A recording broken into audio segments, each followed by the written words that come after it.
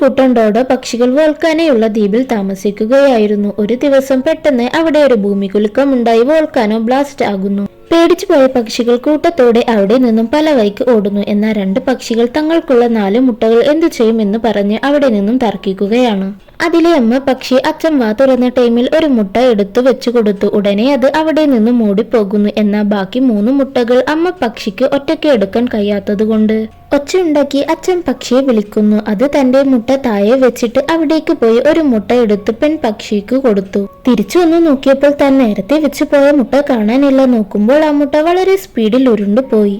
അച്ഛൻ പക്ഷിയെ ഓടിയെത്തുന്നതിന് മുൻപ് ആ മുട്ട സേഫായി ഒരു മരത്തിന് മുകളിൽ ഇരിക്കുന്നു. അമ്മ ബാക്കി 3 മുട്ടകളുമായി അവിടെ വന്നു. അച്ഛൻ അതിലെ ഒരു മുട്ടയെടുത്ത് മരത്തിലേക്ക് വെക്കാനായി എറിയുന്നു. അമ്മ അത് വളരെ സാഹസികമായി പിടിക്കുന്നു. അതേസമയം മറ്റു പക്ഷികൾ ക്ലിഫിൽ നിന്ന് കടലിലേക്ക് ചാടി രക്ഷപ്പെടുന്നു. വീണ്ടും ഭൂമികുലുക്കം ഉണ്ടായി അതിലെ 2 മുട്ടകൾ വീണപ്പോൾ അമ്മ അത് പിടിച്ചു. ബാക്കിയുള്ള 2 വീഴുന്നതിനായി ഈ പക്ഷി ആ മരത്തിനെ ഇടിക്കുന്നു. എന്നിട്ട് താഴെ വീണ മുട്ട പിടിക്കുന്നു. അപ്പോഴേക്കും അഗ്നിപർവ്വതം ഫുള്ളായി ബ്ലാസ്റ്റ് ആകുന്നു. പേടിച്ചു പോയ അച്ഛൻ പക്ഷി തന്റെ കയ്യിൽ ഉണ്ടായിരുന്ന മുട്ട തറയിൽ വെച്ചിട്ട് അവിടെ നിന്നും ഓടാൻ തുടങ്ങുന്നു.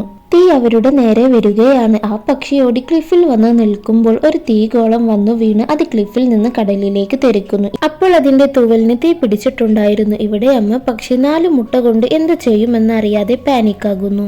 ആ അമ്മ എങ്ങനെയൊക്കെ മുട്ടയെടുത്ത് ഓടുന്നതിന് ഇടയ്ക്ക് വീണ്ടും ഒരു തീഗോളം വന്ന് ആ അമ്മ പക്ഷി തെറിച്ചു വീഴുന്നു. അതേസമയം ഒരു മുട്ട 2 കാലിൽ അവിടെ നിന്നും ഓടിപ്പോകുന്നു. അമ്മ അത് കണ്ട് ഷോക്കായി നിൽക്കുമ്പോൾ അഗ്നിപർവ്വതം വീണ്ടും പൊട്ടുന്നു. ആ ശബ്ദം കേട്ട് ബാക്കി മുട്ടകളും കാലുകൾ പുറത്തേക്കിട്ടിട്ട് പല വഴിക്കായി ഓടുന്നു. എന്നാൽ അമ്മ പക്ഷി എല്ലാത്തിനെയും ഒരുമിച്ച് കൊണ്ടുവന്ന് ആ ക്ലിഫിൽ നിന്നും കടലിലേക്ക് ചാടി. എല്ലാം ശാന്തമായപ്പോൾ പക്ഷികൾ തിരിച്ച് ദ്വീപിലേക്ക് പോകാൻ ഒരുങ്ങുന്നു.